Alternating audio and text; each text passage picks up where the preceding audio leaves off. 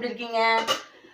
இன்னைக்கு என்னன்னா மத்தியானம் ஒரு ரெசிபி தான் நான் செய்ய போகிறேன். என்ன ரெசிபினா நாட்டுக்கோழியில் வந்து ஃப்ரை பண்ண போகிறேன்.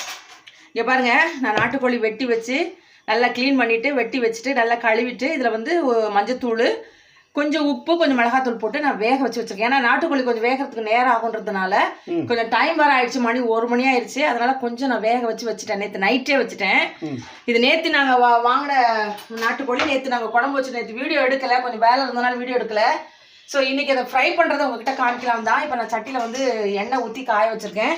இதில் வந்து ஒரே ஒரு சின்ன பிரிஞ்சி இலை போடுறேன், ஒரே ஒரு பட்டை, ஒரு 4 வந்து கிராம்பு, ஒரு ஸ்டார்னு இது போடுறேன், ஸ்டார் பூ போடுறேன். இது நல்லா பொரியட்டும். பொரிஞ்சப்புறம் நான் ஒரு 2 வெங்காயம் வெட்டி வச்சுருக்கேன், ஒரு தக்காளி, பெரிய தக்காளி ஒரு தக்காளி, கொஞ்சம் இஞ்சி பூண்டு பேஸ்ட்டு.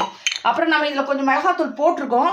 அப்புறம் நம்ம தாளிக்கும் போது நான் மிளகாத்தூள், தனியாத்தூள், கரம் மசாலா போடுறதெல்லாம் உங்ககிட்ட நான் காமிக்கிறேன். இப்போ நல்லா இது பொரியட்டும். பொரிஞ்ச போட நான் வெங்காயம் போடுறதை உங்ககிட்ட காமிக்கிறேன். இப்போ பட்டை பிரிஞ்சிலெல்லாம் போட்டு அது நல்லா பொரிஞ்சிச்சு. இப்போ நான் வெட்டி வச்சுருக்கேன் பார்த்தீங்களா வெங்காயம். சின்ன வெங்காயம் போட்டால் நல்லாயிருக்கும். சின்ன வெங்காயம் நான் போடலை, பெரிய வெங்காயம் தான் அதனால் போட்டிருக்கேன். இது நல்லா கொஞ்சம் வதங்கட்டும். கறி வந்து நல்லா வெந்துருச்சு. அதனால் வந்து இது நல்லா கிரேவி மாதிரி பண்ணிவிட்டு அப்புறம் போட்டுட்டு பண்ணால் நல்லாயிருக்கும். நான் போகும்போது இதை ஃப்ரை பண்ணிவிட்டு கொஞ்சம் நிறையா தான் எண்ணெய் விட்டுருக்கேன். ஏன்னா ஃப்ரைக்கெலாம் கொஞ்சம் எண்ணெய் விட்டால் நல்லாயிருக்கும். பார்த்தீங்களா, ஃபஸ்ட் டைம் என்னோடய வீடியோ பார்க்குறதா பக்கத்தில் இருக்க பெல் பட்டனை ப்ரெஸ் பண்ணுங்கள். அப்போ தான் நான் போடுற எல்லா வீடியோஸும் உங்கள் மொபைலுக்கு வரும். இன்ஸ்டாகிராமில் நம்மளுடைய பேஜ் இருக்குங்க, அதையும் ஃபாலோ பண்ணி பாருங்கள். பாருங்கள், நல்லா வெங்காயம் நல்லா வதங்கிட்டுருக்கு. இப்போ இந்த டைமில் கொஞ்சம் போல் உப்பு போட்டுக்கிறேன். நான் அதில் வர கறியில் வர கொஞ்சம் உப்பு போட்டு தான் வேக வச்சுருக்கேன். அதில் கொஞ்சம் தான் போட்டிருக்கேன்.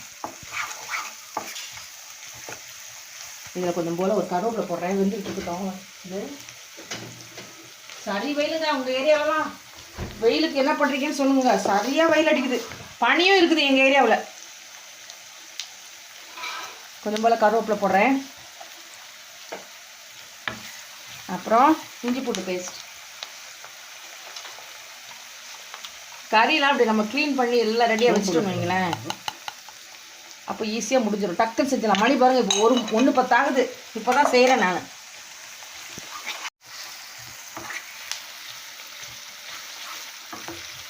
இஞ்சி பூண்டு போட்டேன். இப்போ நல்லா வாசனை வருது, செமையாக இருக்குது வாசனை. சோம்பு தூள் இதில் கறியில் போடும்போது போடலாம். இப்போது தக்காளி போடுறேன். நல்லா பெரிய தக்காளியாக இருந்துச்சு, அதனால் ஒரு தக்காளி அப்படியே போட்டேன். நாட்டுக்கோழி ஃப்ரை பண்ணிவிட்டு ரசம் தாங்க வைக்க போகிறேன் இன்றைக்கி. சூப்பராக ரொம்ப நாளாச்சு ரசம் வச்சேன். அதனால் ரசம் வைக்க போதும். சாம்பார் போர் அடிச்சிச்சு. இது நல்லா வெங்காயம் தக்காளி இதெல்லாம் நல்லா அப்படியே குழைய வேகட்டும். அதுக்கப்புறம் நான் கறி போடும்போது உங்கள்கிட்ட காமிக்கிறேன்.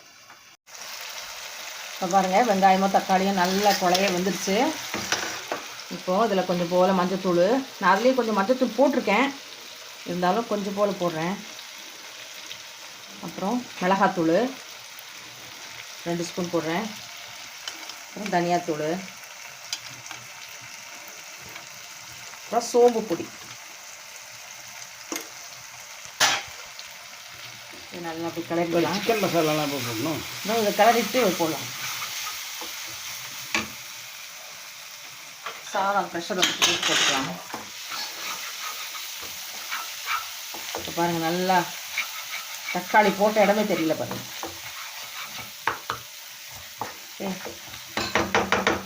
இப்போது நம்ம வந்து வேக வச்சு வச்சுக்கோம் பார்த்தீங்களா சிக்கன் வேக வச்சுருக்கேன் பாருங்கள்.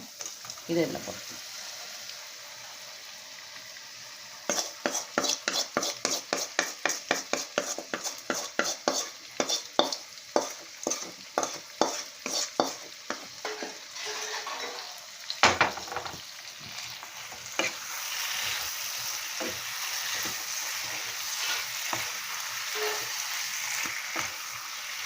இது எல்லாமே நல்லா புரட்டிக்கலாம். நல்லா கலர்ஃபுல்லாக இருக்குது பாருங்கள். ரசத்துக்கு இந்த மாதிரி சாப்பிட்டா சூப்பராக இருக்கும்.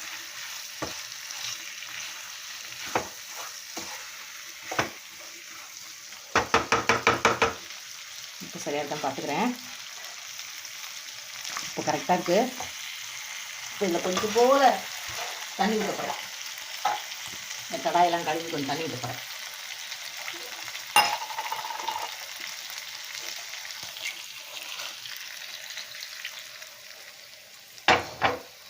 சுக்கா மாதிரி இருக்குது. அதனால் கொஞ்சம் கிரேவியாக இருந்தால் போட்டு சாப்பிட்றதுக்கு நல்லாயிருக்கும் இல்லையா, அதுக்காக தான் கொஞ்சம் தண்ணி ஊற்றினேன். இப்போ இது நல்லா கொதிக்கட்டும். ரெடி ஆனவுடனே உங்கள்கிட்ட காமிக்கிறேன். பாருங்கள், எல்லாம் ரெடி ஆகிடுச்சு. நான் கொஞ்சம் செமியாக தான் வச்சுருக்கேன், செமி சாலிடாக தான் வச்சுருக்கேன். ஏன்னா நான் சாத்தில் போட்டு சாப்பிடுவோம், அதனால் அதை அப்படி வச்சுருக்கேன். கொத்தமல்லி போட்டேன், இவ்வளோதாங்க, ரெடி ஆகிடுச்சு. சீக்கிரமாக ரெடி ஆகிடுச்சு. நம்ம கறியை வேக வச்சு வச்சுட்டோன்னு வைங்களேன், ரொம்ப ஈஸியாக முடிஞ்சிடும். அதை தான் நான் இப்போ அதே மெத்தடில் தான் உங்கள்கிட்ட நான் செஞ்சு காமிச்சிருக்கேன். நீங்களும் இந்த மாதிரி செஞ்சு பாருங்கள். எப்படி இருக்குன்னு இந்த சேனலுக்கு சப்ஸ்கிரைப் பண்ணுங்கள். தொடர்ந்து வீடியோஸை பாருங்கள். அடுத்த வீடியோவில் பார்க்கலாம். பாய்.